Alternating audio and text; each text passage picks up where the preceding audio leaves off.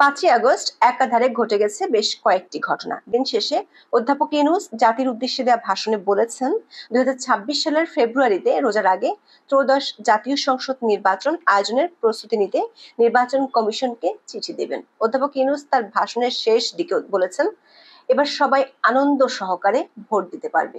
যদি সবার কথাই ধরে নেই, তাহলে আওয়ামী লীগ, জাতীয় পার্টি সহ 14 দলের সমর্থকরা কি ভোট দিতে পারবে? যদি তারা তাদের পছন্দসই দল ও প্রার্থীকে ভোট দিতে না পারে, তাহলে সেটি কি একপেশে নির্বাচন হবে না?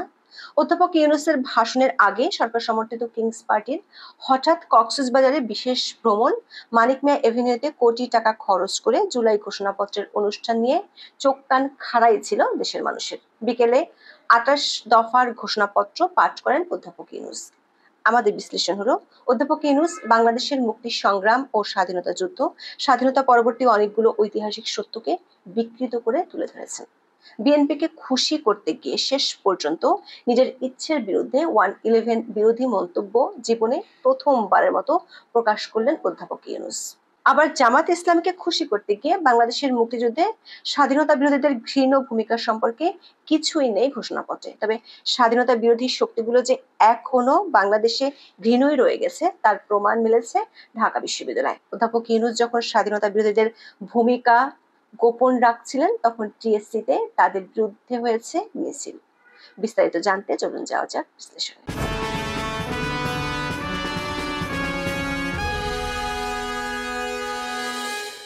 নির্বাচন কবে হবে তা নিয়ে এত নাটক বাংলাদেশের ইতিহাসে এবারের মতো আর কখনো হয়নি। সবশেষ লন্ডন বৈঠকে যৌথ ঘোষণায় বলা হয়েছিল, 4টি যদি ও কিন্তু ঠিক থাকলে আগামী ফেব্রুয়ারিতে নির্বাচন অনুষ্ঠিত হতে পারে। তারপরও সন্দেহ দূর হয়নি।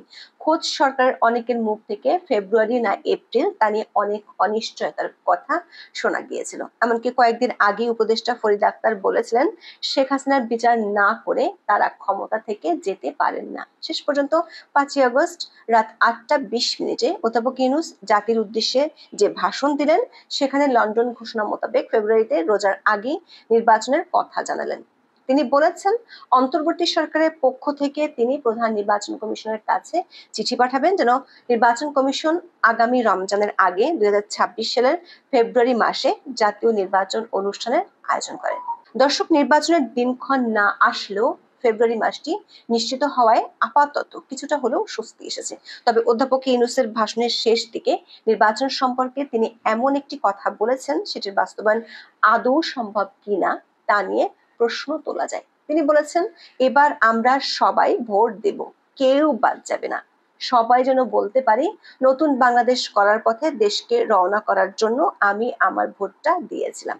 প্রশ্ন হলো, এই সবাই বলতে নিশ্চয়ই অধ্যাপক ইউনূস বাংলাদেশের সকল ভোটারকে বুঝিয়েছেন, কিন্তু এর মধ্যে আওয়ামী লীগের কার্যক্রম নিষিদ্ধ, জাতীয় পার্টি সহ 14 দলের শরিক দলগুলো মাঠ ছাড়া। তারা কি নির্বাচন করতে পারবে? যদি না পারে, তাহলে তাদের সমর্থকেরা কিভাবে ভোটের দিনকে অধ্যাপক ইউনূসের ভাষায় ঈদের দিনের মতো উৎসবে পরিণত করবে? দর্শক, এই প্রশ্নের উত্তর হয়তো ভবিষ্যতে পাওয়া যাবে। তার আগে দেখে আসি, কোটি টাকা খরচ করে সরকার যে জুলাই ঘোষণাপত্রের অনুষ্ঠান করলো, সেই ঘোষণাপত্র কেমন হলো। গত বছরের 31শে ডিসেম্বর থেকে সরকার নিয়োগকর্তাদের খুশি করতে এই ঘোষণাপত্র দিব করে করে 7 মাস এরই মধ্যে শেষ করেছে অধ্যাপক ইউনূসের সরকার। অবশেষে মানিক মিয়া এভিনিউতে সেই ঘোষণাপত্র পাঠ করলেন অধ্যাপক ইউনূস। তার আগে সভাস্থলে ঘটে ছোটখাটো একটি দুর্ঘটনা। বেলুন বিস্ফোরণে 11 জন আহত হয়। ঘোষণাপত্রে 28টি দফা আছে। ঘোষণাপত্রে এর বাস্তবায়ন কিংবা কার্যকরের দিনক্ষণ নিয়ে কিছুই বলা হয়নি। ঘোষণাপত্রে জুলাই আন্দোলনে নিহতদের জাতীয় বীর হিসেবে ঘোষণা করে শহীদদের পরিবার, আহত যোদ্ধা এবং আন্দোলনকারী ছাত্র জনতাকে প্রয়োজনীয় সকল আইনি সুরক্ষা দেওয়ার কথা বলা হয়েছে পরবর্তী সরকার সংবিধানের 4র্থ তফসিলে এটি সংযুক্ত করবে। তবে 21টি যেহেতু এবং 5টি সেহেতুর মিশ্রণে যে চূড়ান্ত ঘোষণাপত্র পাঠ করা হয়েছে, সেখানে কমিয়ে ফেলা হয়েছে জুলাই আন্দোলনে মৃতের সংখ্যা এবং সরকারের আগের বয়ান। জুলাই ঘোষণাপত্র অনুযায়ী প্রায় 1000 মানুষ জুলাই আন্দোলনে মারা গেছে, অথচ এতদিন সরকার থেকে কখনো 1400, কখনো 2000 মানুষ মারা গেছে বলে দাবি করা হয়েছিল। তবে এই যেহেতু এবং সেহেতুর মার প্যাচে যে জুলাই ঘোষণাপত্র অধ্যাপক ইউনূস পড়ে শোনালেন, সেটি বাংলাদেশের ইতিহাসবিদদেরকে নতুন করে সমস্যায় ফেলে দেবে। আমাদের বিশ্লেষণ হলো, আওয়ামী লীগের সমালোচনাকে ভিত্তি করে এই ঘোষণাপত্র তৈরি করা হলেও এতে বাংলাদেশের ইতিহাসকে চরমভাবে বিকৃত করা হয়েছে। এই ঘোষণাপত্রের পরতে পরতে রয়েছে শুভঙ্করের ফাঁকি। দেখে আসি সেই শুভঙ্করের ফাঁকিগুলো কি কি। স্বাধীনতা যুদ্ধ পর্যন্ত পৌঁছানোর ক্ষেত্রে বাঙালির যে মুক্তি সংগ্রামের ধারাবাহিকতা, তার তেমন কোনো উল্লেখ নেই ঘোষণাপত্রে। অধ্যাপক ইউনূস স্বীকারই করলেন না 52 ভাষা আন্দোলনের কথা, অথচ ঘোষণাপত্রটি দেওয়া হয়েছে বাংলায়। অধ্যাপক ইউনূস হয়তো ভুলেই গেছেন 66-এর 6 দফা, 69-এর গণঅভ্যুত্থান আর বাঙালির সেই গর্জন, এবারের সংগ্রাম স্বাধীনতার সংগ্রাম, এবারের সংগ্রাম মুক্তির সংগ্রাম, 1971 সালের 7ই মার্চের কথা। বাংলাদেশের স্বাধীনতার ইতিহাস সম্পর্কে অধ্যাপক ইউনূসের স্মৃতিভ্রম ঘটার কারণটা সহজেই অনুমান করা যায়। কারণ এই দীর্ঘ সংগ্রামের গৌরব গাথা তুলে ধরতে গেলেই তো চলে আসবে বঙ্গবন্ধু শেখ মুজিবুর রহমানের নাম। তাই 23 বছরের ইতিহাস এক লাফে প্রথম দফায় এক বাক্যে শেষ করে দিলেন অধ্যাপক ইউনূস। ঘোষণাপত্রের দ্বিতীয় দফায়ও ঘটেছে ইতিহাস বিকৃতি। বাংলাদেশের মুক্তি সংগ্রাম হয়েছিল 4টি মূলনীতির উপর ভিত্তি করে, এগুলো ঐতিহাসিকভাবে স্বীকৃত। অধ্যাপক ইউনূস সেগুলোকে বিকৃতভাবে উপস্থাপন করলেন, ঠিক যেভাবে সংবিধান সংস্কার কমিশনের সুপারিশে এসেছে সেভাবে। দর্শকের ঘোষণাপত্রে অবমাননা করা হয়েছে বাংলাদেশের প্রথম সংবিধানকে, যেটি প্রণীত হয়েছিল 1972 সালে। ঘোষণাপত্রের তৃতীয় দফায় বলা হয়েছে 1972 সালের সংবিধান প্রণয়ন পদ্ধতি এবং এর কাঠামোগত দুর্বলতা আছে, অথচ বাংলাদেশের বাঘা বাঘা সংবিধান বিশেষজ্ঞরা এক বাক্যে মানেন 1972 সালের সংবিধানটি বিশ্বের অন্যতম সেরা একটি সংবিধান। দর্শক, ঘোষণাপত্রের 4 নম্বর দফাটি ইতিহাসের চরম সত্যকে পাশ কাটিয়ে গিয়েছেন অধ্যাপক ইউনূস। বঙ্গবন্ধুকে সপরিবারে হত্যা করা হয়েছিল 1975 সালের 15ই আগস্ট। জেলবন্দি অবস্থায় হত্যা করা হয়েছিল জাতীয় 4 নেতাকে।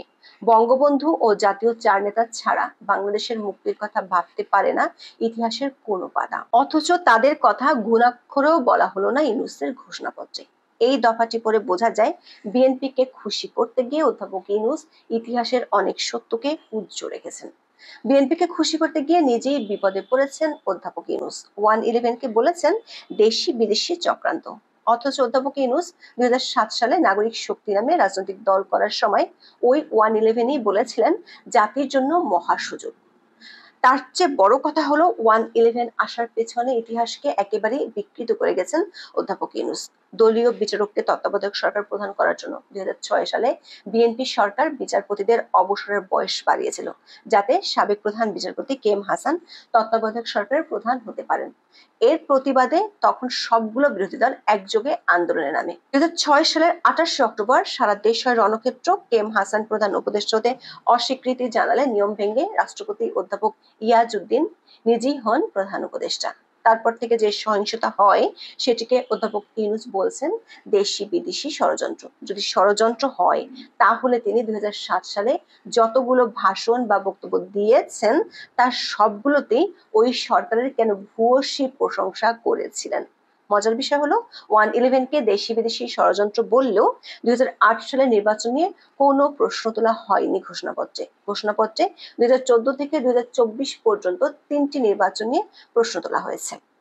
ঘোষণাপত্রটি পড়লে মনে হতে পারে এটি গত 16 বছরে আওয়ামী লীগ কি কি অপকর্ম করেছে তার ছোট খাটো খতিয়ান, সেটি তুলে ধরতে গিয়ে বাকি সবকিছুর ফিরিস্তি আনা হয়েছে। তবে সরকারের পক্ষ থেকে এতদিন পুলিশ, র্যাব, বিজিবি সহ আইন শৃঙ্খলা বাহিনীগুলোকে জুলাই আন্দোলনে গুলি চালানোর জন্য দোষারোপ করা হয়ে আসছে, কিন্তু ঘোষণাপত্রে আইন শৃঙ্খলা বাহিনীর কথা বলা নেই, আছে আওয়ামী বাহিনীর কথা। আবার চূড়ান্ত ঘোষণাপত্রে শাপলা চত্বরের ঘটনা বাদ দেয় হতাশ হয়েছে সরকার আরেক মিত্র হেফাজতে ইসলাম। দর্শক, 30.5 লাখ টাকা খরচ করে, ট্রেন ভাড়া করে, কোটি টাকা খরচ করে মানিক মেয়ে এভিনিউতে যে আয়োজন করা হলো, সেই ঘোষণাপত্রের কোথাও জুলাই আন্দোলনে পুলিশ হত্যার কথা কিছুই নেই। এমন সত্যের অপলাপ করা এই জুলাই ঘোষণা ভবিষ্যতে হয়তো নতুন করে বিতর্ক তুলবে। আবার নির্বাচনী ঘোষণা আসলেও তা নিয়ে রয়ে গেছে সংশয়। বিশেষ করে জামাতের নেতা আব্দুল্লাহ তাহের 5ই আগস্ট বলেছেন, সংস্কার শেষ না করে নির্বাচন হলে সেটি হবে বিশ্বাসঘাতকতার শামিল। সরকারকে গত একটি বছর ধরে অকুণ্ঠ সমর্থন দেয়া অধ্যাপক ইউনূসের বিশ্বাসঘাতকতা জামাত কি মেনে নিবে? বিশেষ করে সন্ধ্যায় টিএসসিতে যে ঘটনা ঘটে গেল, এরপর জামাত ইসলামী হয়তো ভিন্নভাবে ভাবতে পারে। ছাত্র শিবিরের উদ্যোগে টিএসসিতে একটি আয়োজনের অংশ হিসেবে যুদ্ধাপরাধ ও মানবতা বিরোধী অপরাধের দায়ে দণ্ডপ্রাপ্তদের ছবি রাখা হয়েছিল। যাদের ছবি রাখা হয়েছিল তারা সবাই পাকিস্তানি সেনাবাহিনীর গণহত্যার দোসর হিসেবে স্বীকৃত।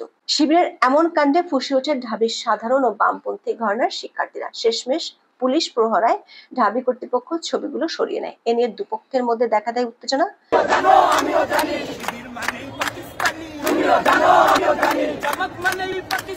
আশঙ্কার কথা হলো, সেই উত্তেজনা যদি জাতীয় পর্যায়ে ছড়িয়ে পড়ে তাহলে অধ্যাপক ইউনূসের সেই যদি ও কিন্তুগুলো কি আবার ফিরে আসবে না তো?